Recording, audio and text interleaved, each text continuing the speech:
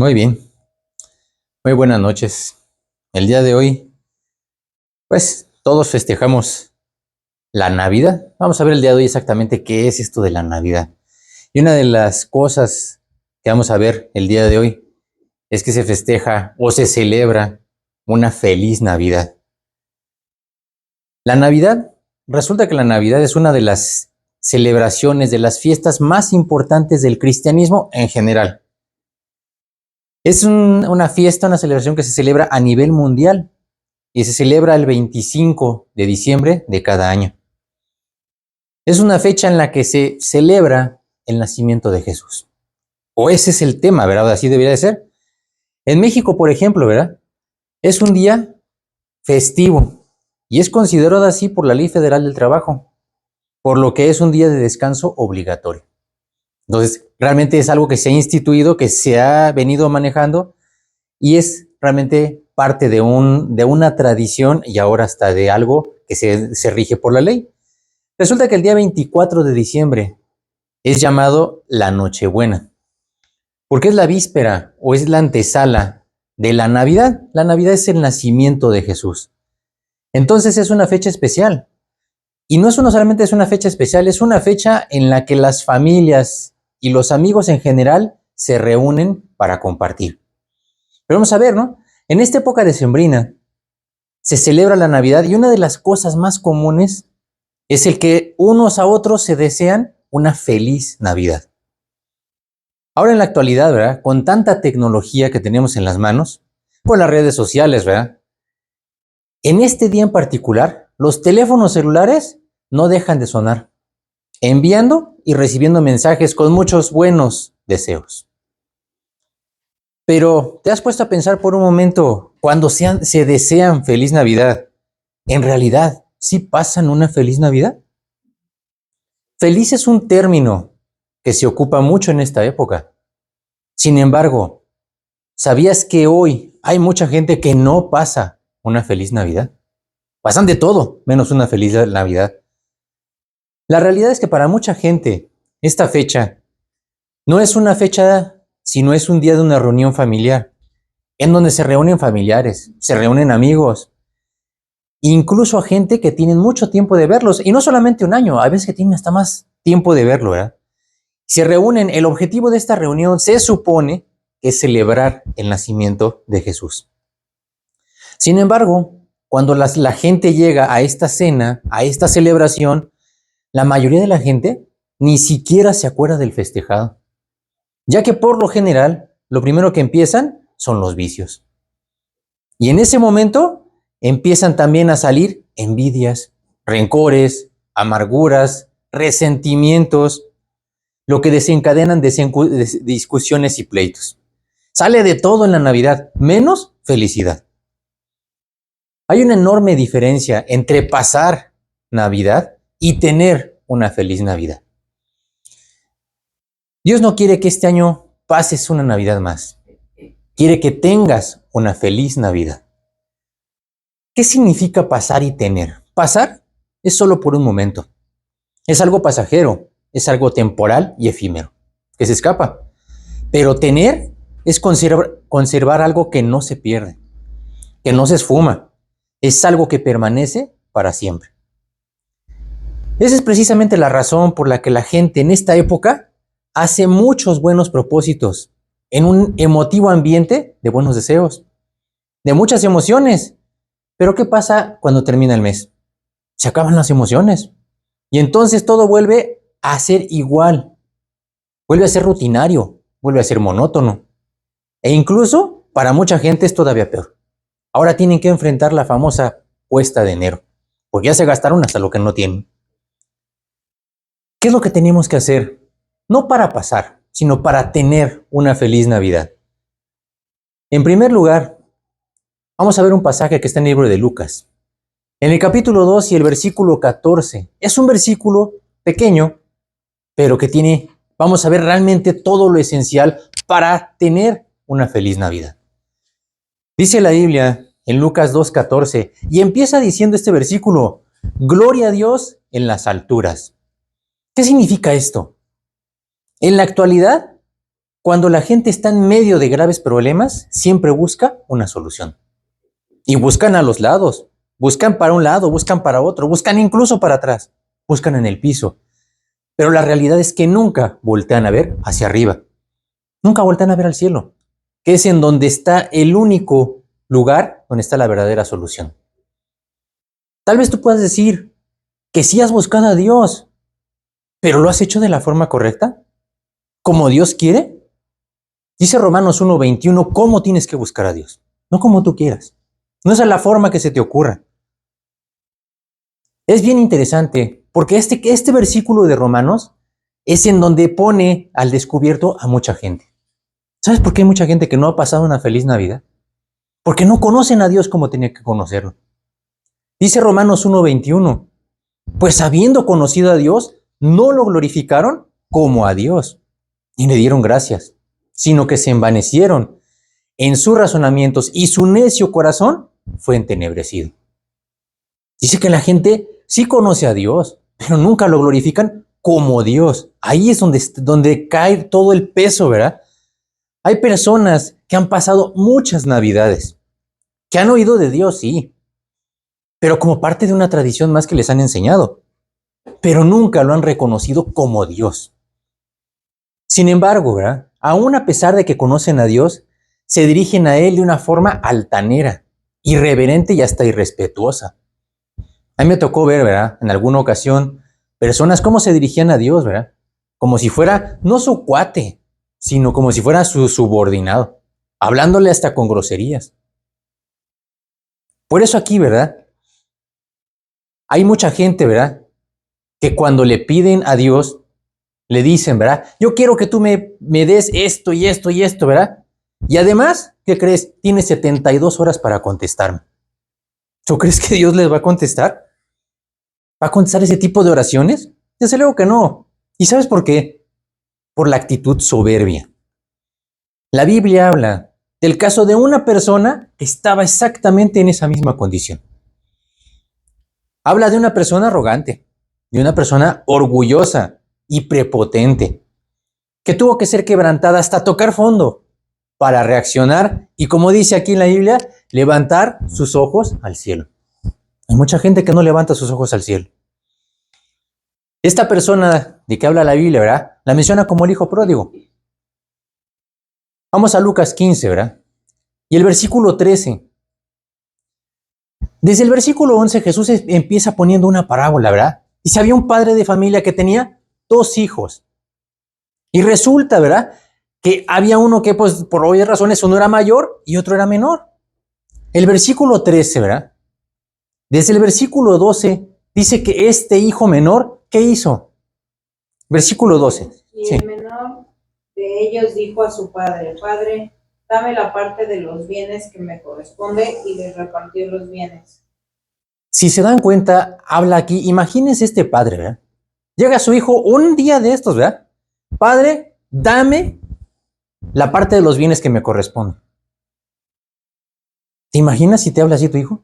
Dame ahorita lo que me corresponde. Pues, espérate, ¿qué te corresponde? ¿Saben qué hizo el padre? Notó la soberbia del corazón de su hijo. ¿Y qué hizo el padre? Ah, no te doy nada. A ver, ahora menos te voy a dar, ¿verdad? Dice que ni siquiera lo contradijo. Ok, ¿quieres eso? Te lo doy. Dice que inmediatamente, ¿qué hizo el hijo? El versículo 13 es el crucial de este pasaje. No muchos días después, juntándolo todo, el hijo menor se fue lejos a una provincia apartada y allí desperdició sus bienes viviendo perdidamente. Dice que no mucho tiempo después, ¿saben qué pasaba? Que ya este hijo ya le urgía salir.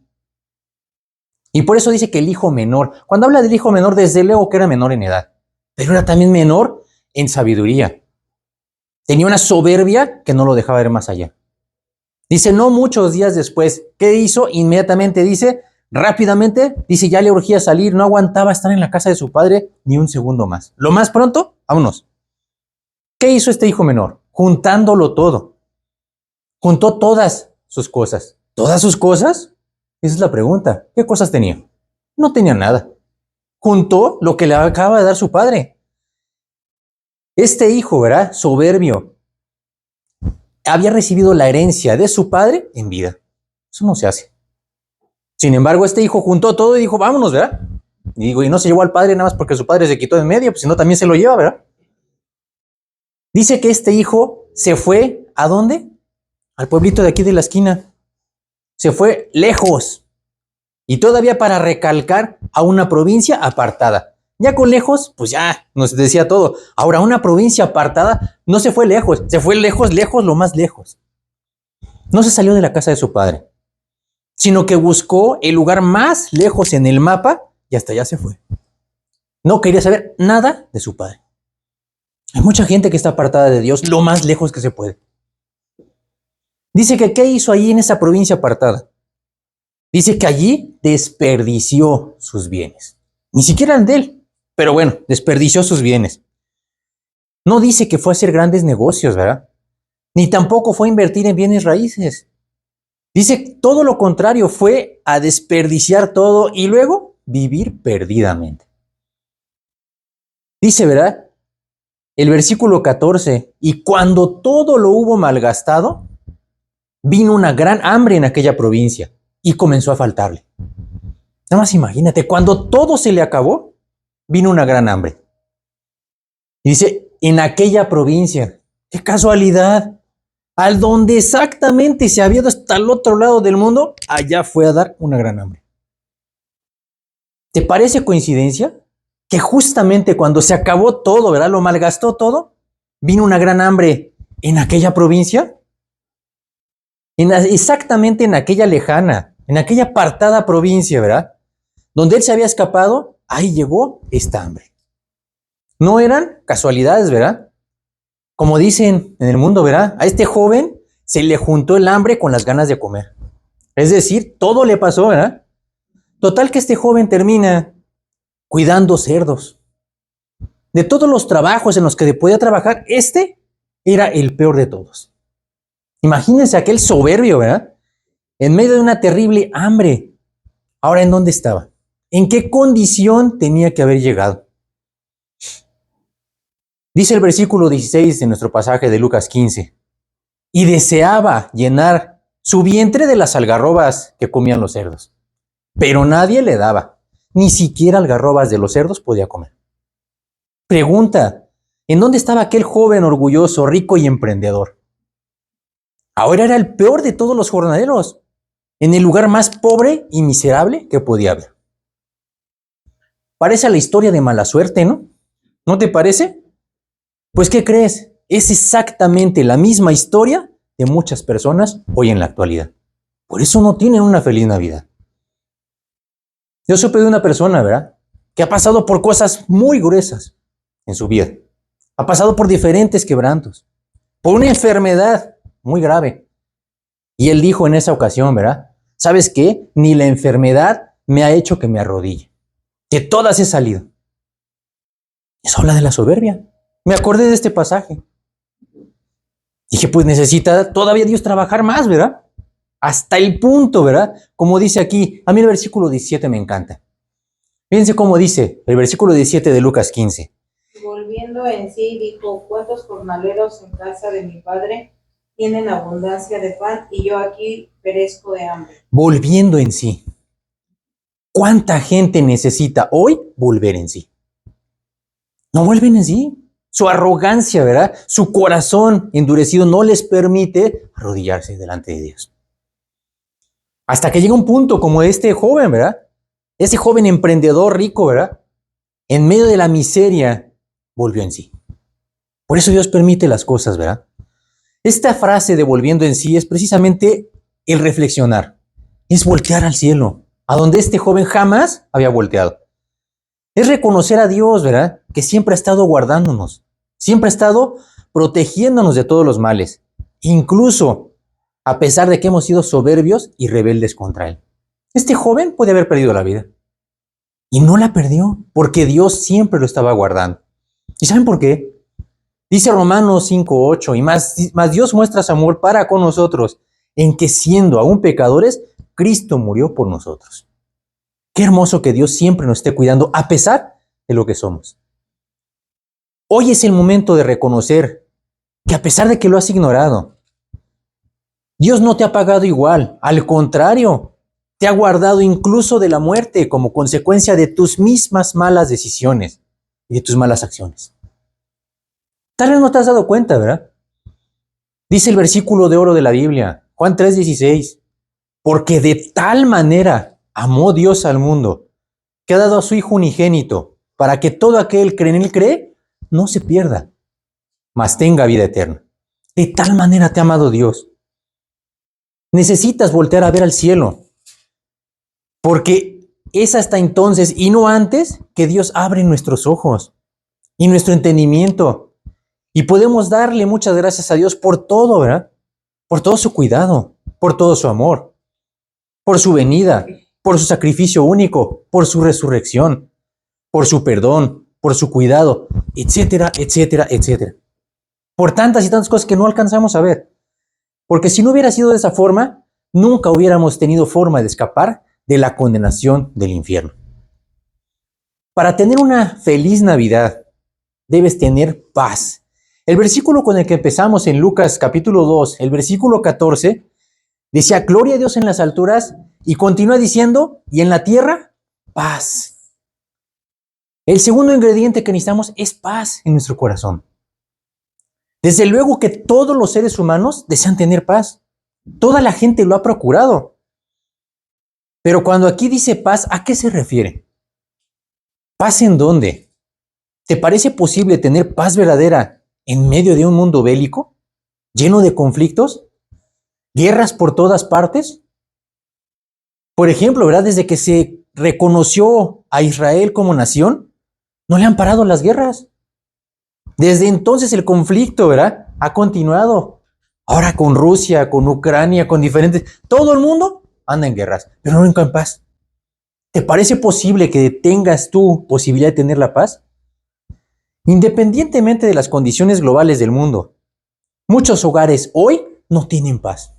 De hecho, ni siquiera la conocen. No saben lo que es tener paz. La paz es algo que absolutamente todas las personas desean. De todas las épocas, de todas las clases sociales, de todas las partes del mundo. Sin embargo, que muy pocas tienen. Muy pocas personas realmente han experimentado la paz. Mucha gente busca la paz. Sin embargo, no saben dónde está. Buscan en todos lados, hacen estrategias, hacen acuerdos, hacen pactos y los quebrantan al día siguiente. Sin embargo, ¿verdad? ¿Por qué no encuentran la paz? Pues porque están buscando en el lugar incorrecto. Es por eso por lo que la gente no tiene paz. Y por eso no la encuentran. Si no has arreglado cuentas con Dios, entonces tal vez tú puedas decir que tienes paz. Sin embargo, Dios que conoce tu corazón dice todo lo contrario. Dice en Isaías 57:21, no hay paz, dijo mi Dios, para los impíos. Una persona que no tiene a Cristo morando en su corazón, no tiene paz. Aunque diga lo que diga, aunque haga lo que haga, ¿verdad? Para tener una feliz Navidad, debes aceptar la buena voluntad de Dios. Nuestro pasaje de Lucas 2, versículo 14, continúa diciendo, ¿verdad? Buena voluntad para con los hombres. ¿Cuál es la buena voluntad de la que habla aquí? Resulta que este versículo de Lucas 2:14 es uno de los versículos, ¿verdad?, que con mucha frecuencia ha sido torcido, tergiversando y cambiando el sentido por completo.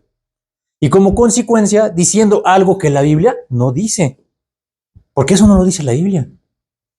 Es precisamente, ¿verdad?, el peligro de no tomar la Biblia como está, de cambiarle algo. Con el objetivo, pues, de que se entienda mejor. Eso dicen los que ponen diferentes traducciones, ¿verdad? El peligro es no hacer que el texto sea más claro y comprensible, sino que alterar algunas palabras y o el orden puede cambiar el sentido y el significado por completo. Como veíamos, ¿no? No es lo mismo a los hombres de buena voluntad que buena voluntad para con los hombres. Es totalmente distinto. Pero haber cambiado el orden, pues obviamente altera, ¿verdad?, el significado. ¿Qué pasaría si la Biblia dijera a los hombres de buena voluntad? Imagínate, estaría afirmando que hay hombres que sí tienen buena voluntad. Así lo dicen los villancicos navideños, ¿no? a los hombres de buena voluntad. Sin embargo, la Biblia dice todo lo contrario. Dice claramente que no hay hombres que hagan lo bueno, ni mucho menos con buena voluntad. De hecho, la Biblia es todavía más tajante. Dice, no hay ni siquiera uno. Dice en Génesis 6:5, y vio Jehová que la maldad de los hombres era mucha en la tierra, y que todo designio de los pensamientos del corazón de ellos era de continuo solamente el mal. Una de las cosas que dice aquí es que fue Jehová quien vio la maldad de los hombres, no las personas. La gente se justifican unos a otros. Sin embargo, Dios, que ve los corazones, vio la maldad. Aquí dice, ¿verdad?, que fue Jehová quien lo vio. Eso significa que no es un invento, ni es una idea de una persona, ni tampoco es una idea de alguien en particular. Es el veredicto de Dios que ve lo más profundo de tu corazón. Por eso en Romanos 3, en el versículo 10, dice como está escrito, no hay justo ni aún uno. No hay nadie. El versículo 11, no hay quien entienda. Y luego confirma, no hay quien busque a Dios. Ese es el veredicto de Dios que ve nuestro corazón. No hay quien busque a Dios. El versículo 12 dice, todos se desviaron. A una se hicieron inútiles. No hay quien haga lo bueno. No hay ni siquiera uno. Y eso es como Dios ve el corazón de la gente. Aquí en Romanos dice que no hay quien busque a Dios. Eso significa que todos se desviaron. Sabemos que no podemos generalizar usando palabras como todo o como nadie.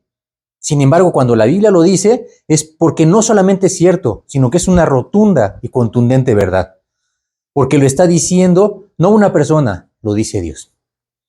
Pero es precisamente por lo que todos necesitamos la buena voluntad de Dios, para que Él llene completamente nuestra vida, para que quite todo aquello que no le sirve y que le estorba, para que nos dé una vida totalmente nueva y transformada.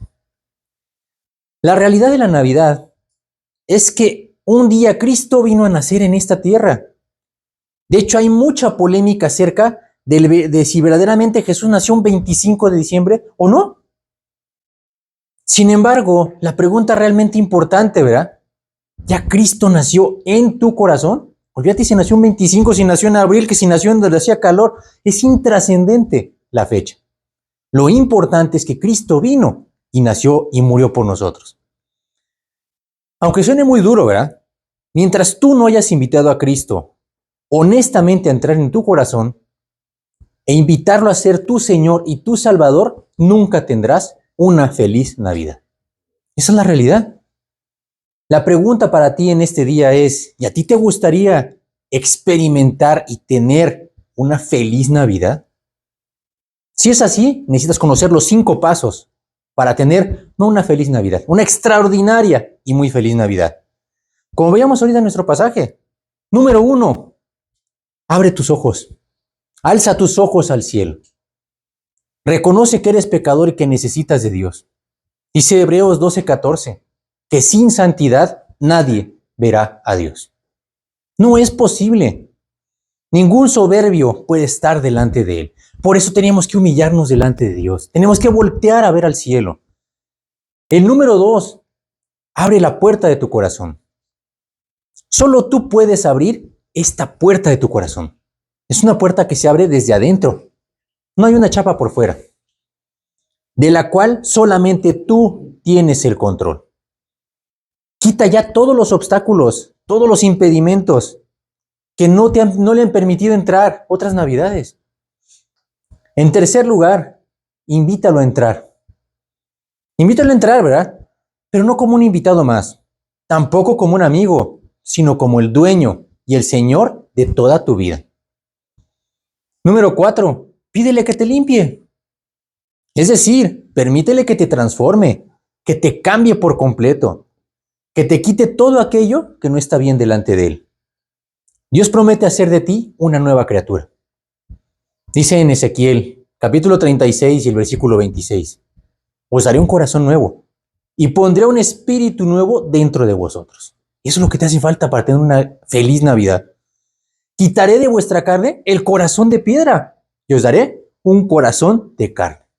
Eso es lo que hace falta, esa transformación que solamente Dios puede hacer. Nadie más. Dice en Proverbios 16:18, antes del quebrantamiento es la soberbia y antes de la caída la altivez de espíritu. Dios tiene toda la eternidad para tratar con nosotros. Los que no la tenemos somos nosotros. Esta Navidad, como muchas otras antes, Dios sigue tocando la puerta de tu corazón. Dios quiere que esta Navidad le abras la puerta de tu corazón. En quinto lugar, busca servirle. Una persona necesita servir a Dios. Como dice 2 Corintios 5:17, de modo que si alguno está en Cristo, nueva criatura es. Las cosas viejas pasaron y aquí todas son hechas nuevas. Este buscar servir a Dios no es nada más de labios para afuera. Hay mucha gente que piensa que por asistir a una iglesia, pues está sirviendo a Dios. Eso no sirve. Eso es hipocresía delante de Dios. Hay gente que se va a una iglesia con una Biblia en las manos y no le sirve para nada. Saliendo de ahí, van a dar su vida igual que siempre. Este servir a Dios, en primer lugar, es orar. Es tener comunión con Dios. Ora todos los días. Tienes que saber que la oración no es un objeto decorativo de un cristiano, ni tampoco es un accesorio de lujo. Jesús mismo dijo que la oración es una necesidad. Además, es una necesidad vital, no es cualquier necesidad. Dice Lucas 18:1, ¿verdad? Que Jesús mismo les dijo que tenían una necesidad de orar siempre y no desmayar. ¿Qué te suena eso de siempre? La oración, ¿verdad?, debe tener exactamente el mismo nivel de importancia que tiene el respirar para ti.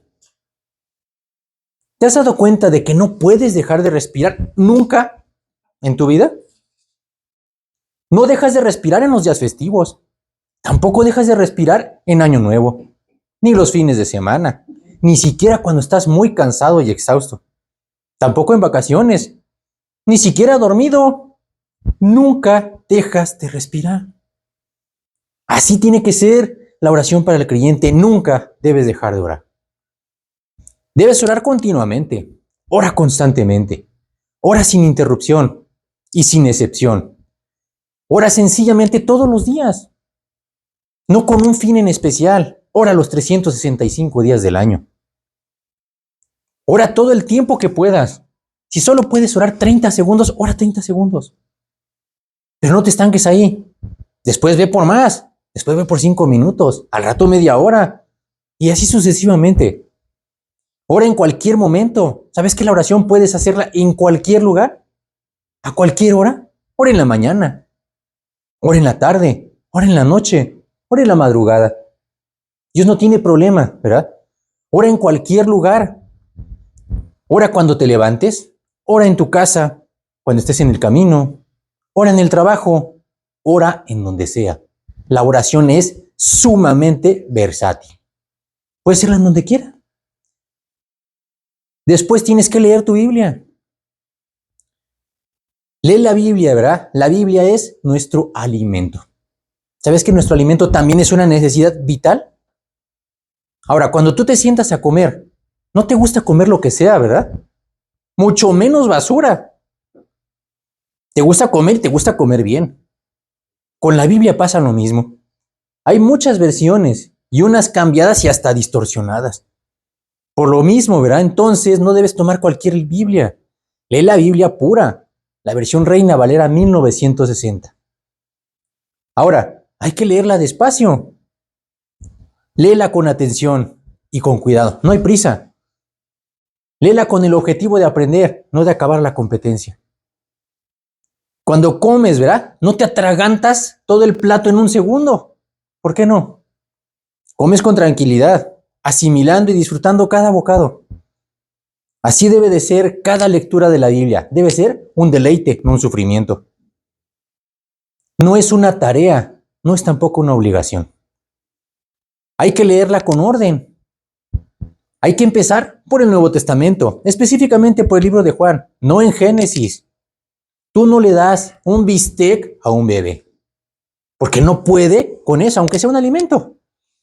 Hay que leerla por orden, ¿verdad? De la misma forma, a un recién convertido necesita leche, no alimento sólido. Por eso empieza por el Nuevo Testamento. Finalmente, ¿verdad? Congrégate. Congrégate en un lugar donde se predique única y exclusivamente la palabra de Dios. No donde se predique algo de la palabra, o a veces la palabra de Dios. Tiene que ser un lugar donde la Biblia siempre sea la autoridad absoluta.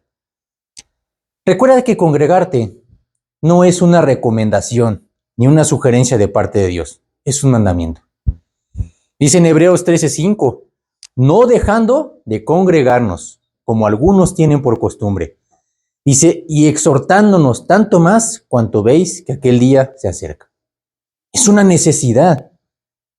Ahora, la pregunta importante, ¿te gustaría tener una extraordinaria y muy feliz Navidad como nunca antes has tenido? Vamos a hacer una oración. Vamos a pedirle a Dios que en este momento, ahí donde estás, deja por un momento lo que estás haciendo. Es muy importante que invites hoy a Jesús a entrar a tu corazón. Invítalo a entrar a tu vida como tu Señor y como tu Salvador. Vamos a orar. Y yo les voy a decir nada más cómo tenemos que hacer esa oración, ¿verdad? Hay que orar de esta forma. Señor Jesús, en este momento yo reconozco que he pecado y que mis pecados me han alejado de ti y que no me permiten estar en tu presencia. Ahora entiendo que mis pecados me llevan al infierno. Por eso te pido hoy que me perdones por todo el tiempo que te he ignorado, por haberte rechazado y por haberte ofendido. El día de hoy, en este momento, te abro la puerta de mi corazón para que entres no como un invitado más, ni tampoco como un amigo, sino como mi Señor y como mi Salvador. Te pido que por favor me salves de la condenación del infierno y me hagas un hijo tuyo. Te pido que me des de tu gracia y de tu sabiduría. Limpia mi lengua, mi alma y mi corazón. Y quita todo aquello que te estorba. Te pido, Señor, que me regales la vida eterna.